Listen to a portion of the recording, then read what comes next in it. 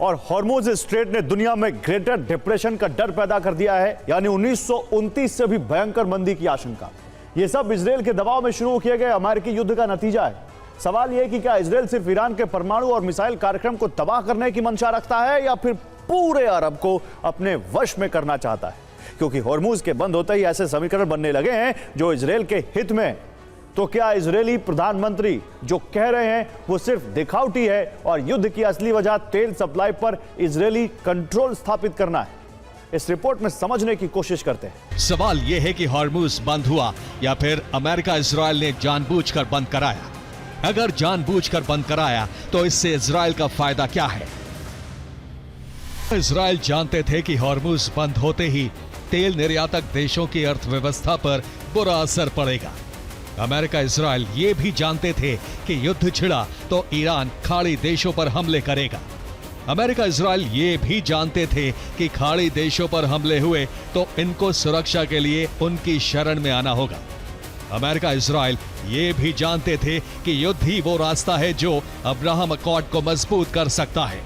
America Israel ये भी जानते थे कि ईरान पर हमले हुए तो इजरायल के हित का सबसे बड़ा द्वार खुल जाएगा।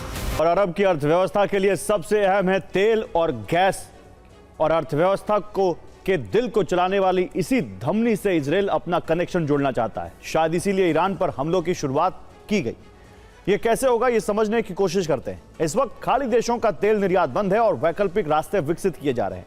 फिलहाल कई छोटी बड़ी तेल पाइपलाइन सक्रिय हैं और भविष्य का संभावित मॉडल कुछ इस नक्शे की तरह हो सकता है। यूएई की एडकॉप पाइपलाइन को सऊदी अरब की ईस्ट वेस्ट पाइपलाइन से जोड़ा जा सकता है। इसके अलावा कतर को भी सऊदी अरब की पाइपलाइन से जोड़ा जा सकता है। इससे होगा कि इन तेल गैस निर्यातक देशों का सीधा कनेक्शन सऊदी अरब के यानबू पोर्ट से जुड़ जाएगा, जो लाल सागर का प्रवेश द्वार है। अब यहां से तेल और गैस टैंकरों के जरिए रवाना होंगे। ये सुएज नहर से नहीं बल्कि अकाबा की खाड़ी से होते हुए इजरायल के इलात पोर्ट पर पहुंचेंगे। यहां से इजरायल की इलात एशकेलोन पाइपलाइन का इस्तेमाल होगा, जो पहले से 12 लाख मिलियन बैरल तेल रोजाना भूमध्य सागर तक पहुंचा रही है। इस पाइपलाइन से खाड़ी देशों का तेल भूमध्य सागर पहुंच जाएगा। यह सुएज नहर से तेज, सस्ता और सुरक्षित रास्ता होगा।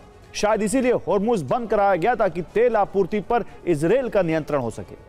इजरायली खुफिया एजेंसी मोसाद ने कहा है कि ईरान में अभी काम खत्म नहीं हुआ है। और इजरायल की गाजा नीति के कारण मिस्र के साथ तनाव भड़का हुआ है और इजरायल के पाइपलाइन प्लान से मिस्र को बड़ा नुकसान होने वाला है। अगर पाइपलाइन शुरू हुई तो सुएज नहर से 25% ट्रैफिक घट जाएगा, क्योंकि सभी तेल टैंकर सुएज नहर न जाकर अकाबा की खाड़ी से इलात पहुंचने लगेंगे। मिस्र को मिलने वाले राजस्व में तेल टैंकरों का बड़ा योगदान है, क्योंकि तेल टैंकरों का शुल्क कंटेनर शिप से ज्यादा होता है।